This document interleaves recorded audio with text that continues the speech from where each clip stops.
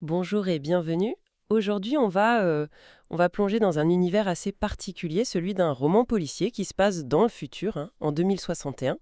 Il s'appelle Framed in Death. On a des extraits de cette fiction et ça nous donne une vision assez directe de l'esprit d'un tueur en série. Artiste en plus, et bien sûr, on suit l'enquête pour l'arrêter. Oui, un mélange assez détonnant, on peut dire, artiste et tueur en série. C'est ça. Alors notre objectif aujourd'hui, c'est vraiment d'essayer de comprendre ce qui se passe dans la tête de ce tueur, de décrypter aussi les méthodes d'enquête, parce que bon, 2061, il y a sûrement des trucs un peu différents, et puis de tirer les points clés de cette histoire. La question, c'est vraiment comment l'art et le meurtre peuvent finir par s'entremêler comme ça de façon si froide, si calculée. C'est la grande question, effectivement. Et on commence par le plus troublant, je crois. Le point de vue du tueur lui-même, Jonathan Ebersol. C'est un artiste né riche, très riche même. Il est convaincu d'être un génie, mais frustré quoi. Pas assez reconnu. Le classique complexe de supériorité mélangé à un manque de reconnaissance, oui. Exactement. Et sa solution, c'est d'immortaliser ses modèles, mais à sa façon. En gros, il les tue pour recréer des tableaux célèbres. Et le pire, c'est qu'il pense faire mieux que l'original. Il pense corriger les chefs-d'œuvre. C'est ça qui est fascinant et terrifiant. Oui, ah, et petit détail, il prend des pilules pour l'énergie et la clarté, apparemment. Hum, Ça frappe tout de suite, hein. Ce mélange de narcissisme extrême et de déconnexion totale de la réalité. C'est pas juste un délire de grandeur. Il voit plus les gens comme des personnes. Il les voit comment alors? Comme des objets, des tronies, pour reprendre le terme de la peinture hollandaise. Juste des supports pour son art tordu, quoi. Et son argent, évidemment. Ça lui donne les moyens. Sans ça, peut-être que ça resterait un fantasme. Là, ça devient réel. C'est effrayant. Le premier meurtre qu'on nous décrit. Ça fait froid dans le dos. La victime, Lisa Culver. C'est une license companion, une travailleuse du sexe enregistrée, quoi. D'accord? Et Ebersol, il l'appâte avec une somme énorme, genre 1000 $ la séance, pour poser dans son studio. Son projet, recréer la jeune fille à la perle de Vermeer. Ah, Vermeer. Choix intéressant. Et il exige qu'elle enlève tout son maquillage, pour la beauté pure, soi-disant. Le déroulement, c'est méthodique, glacial. Il la fait poser, lui offre un verre de pluie fussé, du vin blanc. Classique. Mais il a mis des barbituriques dedans, en poudre. Une fois qu'elle est inconsciente, il l'étrangle. Le texte est cru, hein. Il a senti sa vie glisser d'elle et dans ses mains. Hmm. Et c'est pas fini. Après, il prend du fil de fer, très fin, et de la colle, pour fixer sa tête dans la position exacte du tableau. C'est d'une froideur absolue. Oui, oui, c'est ça. Et ce choix des matériaux, c'est pas anodin non plus. Ça montre qu'il sait ce qu'il fait, techniquement. Une sorte d'artisanat au service de l'horreur. Et la planification, méticuleuse. Le choix de Lisa aussi. Vulnérable socialement, moins de risques pour lui au début. Moins visible peut-être. Exactement. Et Vermeer, c'est une œuvre sur la lumière, l'expression subtile, qu'il profane. L'usage des drogues, c'est pour le contrôle total, pour pas abîmer le modèle avant la mise en scène. Face à ça, on découvre le manqué pris, lieutenant Yves Dallas, du NYPSD, le service de police de New York de cette époque. D'accord, le personnage principal de l'enquête. Oui, on l'a décrit comme grande, déterminée, cheveux courts, un regard intense. Et très vite, on rencontre son mari, Rourke. Ah, Orc, personnage important souvent. Oui, et fascinant. Milliardaire, les yeux bleus perçants, un passé assez chargé. Ancien voleur d'art repenti. Ah oui, quand même, ça crée une dynamique intéressante avec une flic. Carrément. On voit leur routine matinale, Eve qui râle sur ses fringues, Rourke qui gère son empire. Ça contraste fort avec le meurtre qui attend Yves. Ah, et il y a Galahad aussi. Le chat, oui. Témoin silencieux de tout ça, la scène de crime, c'est au 17 King Street. Le corps de Lisa, donc, costumé, mis en scène, au pied d'un escalier extérieur qui mène à un appart en sous-sol. La tête, toujours maintenue par le fil de fer. C'est macabre. C'est Fiona Whittier, une ado, qui habite là, qui tombe dessus, et le lien est vite fait. La maison appartient à ses parents, les Whittier, et ils tiennent une galerie d'art juste à côté, la Charles Street Gallery. Ah, voilà, le lien avec le monde de l'art. Le lieu de dépôt, c'est clairement pas un hasard. Une signature. Une provocation. Les deux, sans doute. Déposer le corps comme ça devant chez des galeristes, c'est un message direct. Pour Eve Dallas, c'est le premier vrai fil conducteur. L'enquête va direct vers le milieu artistique. Et donc Eve démarre son enquête, interrogatoire des Whittier, la mère, Opal et artiste elle-même, les enfants, Fiona, traumatisée, et son frère Trent, plus distant. La dynamique familiale peut être une piste. En parallèle, on enquête sur Lisa, une femme qui mettait de l'argent de côté, mais pas vraiment d'attache, pas d'intérêt connu pour l'art. Son appart est en désordre, mais elle avait des cachettes pour son argent. Elle préparait quelque chose, peut-être? Une autre vie? C'est possible. L'autopsie confirme. Strangulation manuelle, barbiturique. Et c'est Rourke avec son expertise qui confirme tout de suite pour Vermeer. La victimologie commence à se dessiner, là. Lisa correspondait sûrement à un type physique pour le tableau, et le profil du tueur s'affine aussi. Organisé, méticuleux, force physique. Et des connaissances précises. En art, mais aussi en matériaux. La colle, le fil, même le silitz que Eve utilise pour les indices. Exactement. Le lien avec le monde de l'art, ça se resserre. Clairement. Et ça se confirme très vite. Bam, deuxième meurtre. Robert Bobby Wren, lui aussi Elsie, trouvé mis en scène comme le garçon bleu de Gainsborough. Gainsborough. Il change d'artiste. Et une victime masculine cette fois. Oui, devant la Midtown Gallery cette fois. Mais le mode opératoire, c'est le même. Drogue, strangulation, costume, pose avec fil et colle. Et un truc en plus. Un panneau peint derrière qui reproduit le fond du tableau. Ah oui, il pousse le détail plus loin. Là, plus de doute, c'est un tueur en série. L'escalade est rapide. Gainsborough, victimum. Il varie, mais le lien avec les galeries est toujours là. La Midtown Gallery, la propriétaire est Iona McNabb, qui est liée à une mécène connue. C'est bien une obsession de répliquer l'art par le meurtre. Et il cherche la notoriété, sans doute. Il teste, il prend confiance. Face à ça, Eve consulte le docteur Mira, la profileuse du département. Le profilage psychologique, étape clé. Son analyse. C'est sûrement un artiste, un peintre, très organisé, précis. Il prend des risques, mais c'est calculé. Il a un rapport bizarre avec l'art qu'il copie. Il admire et il méprise en même temps. Ce paradoxe est très révélateur, oui. Son but?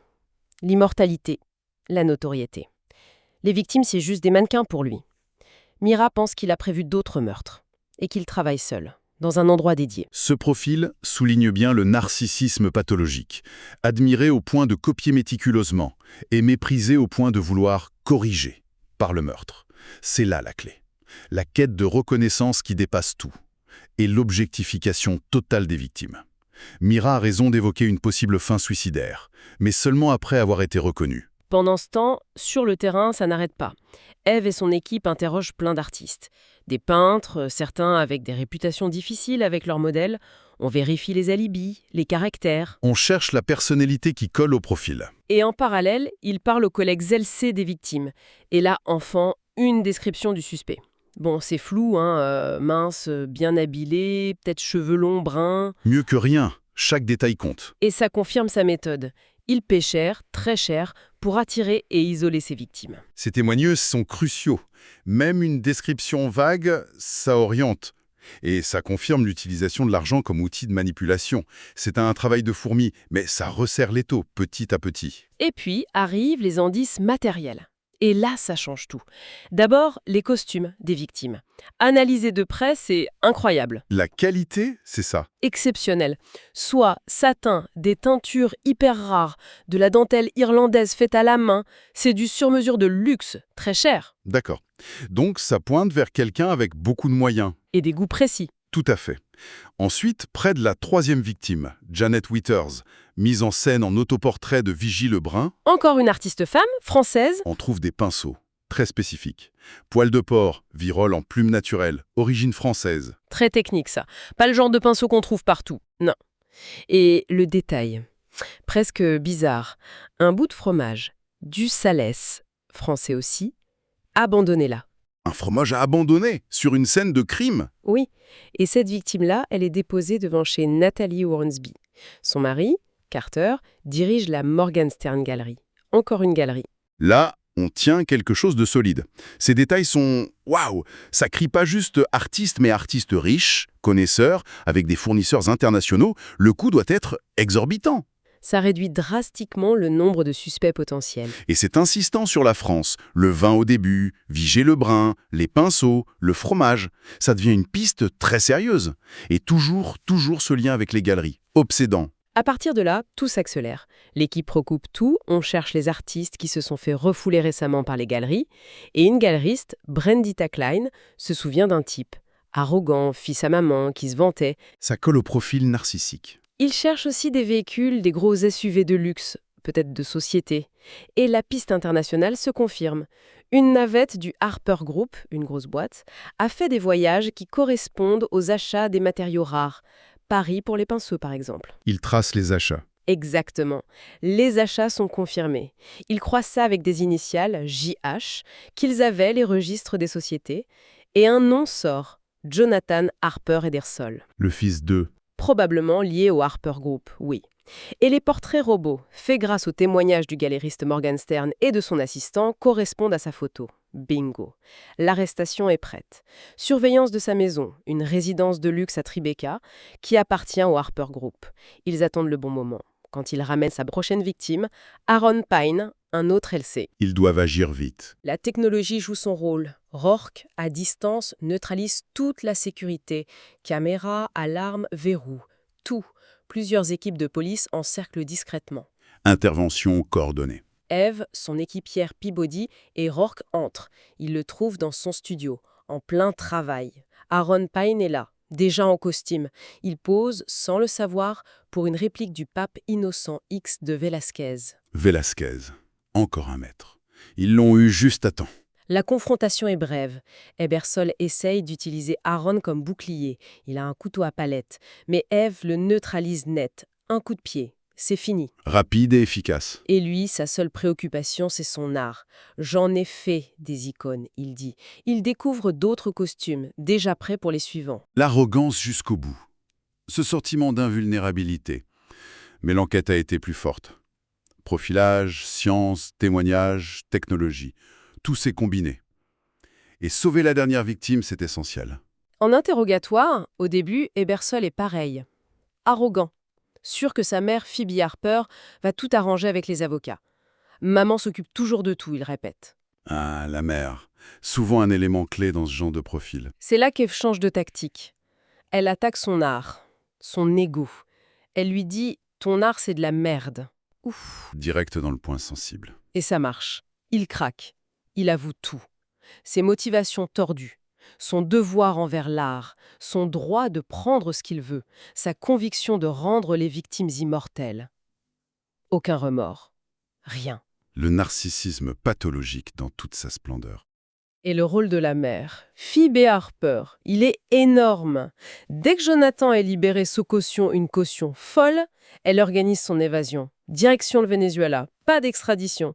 Fausse identité, jet privé de la compagnie. Elle essaie de le couvrir jusqu'au bout. Mais l'équipe d'Eve avait anticipé. Rourke avait planqué un traceur sur un objet de Jonathan à sa sortie.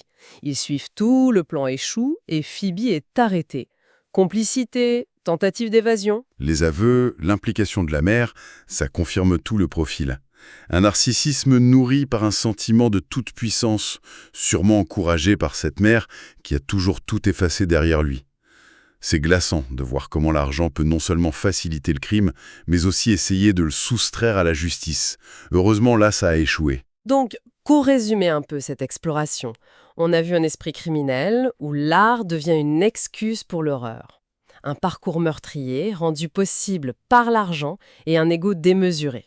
Absolument. Et face à ça, une enquête vraiment méthodique menée par Eve Dallas. Un mélange d'intuition, de technologie futuriste de 2061, mais aussi des bases du travail policier. Et la preuve que parfois, ce sont les tout petits détails, un fromage, un fil de soie, qui font tomber le coupable. Oui, et au-delà de l'intrigue, l'histoire pose des questions assez profondes, non ? Sur l'obsession, sur la création artistique quand elle est pervertie, sur les dangers de la richesse sans aucune limite, sans responsabilité. Ça nous interroge sur la valeur qu'on donne à la vie face à l'aura de l'art ou du génie, même autoproclamé. C'est vrai. Et peut-être une dernière pensée pour aller un peu plus loin, ce cadre futuriste, avec ses technologies, ses structures sociales comme les licences compagnons, est-ce que ça change vraiment notre regard sur ces thèmes universels, le crime, la justice, la folie? Bonne question. Et puis, le choix des tableaux qu'il détourne.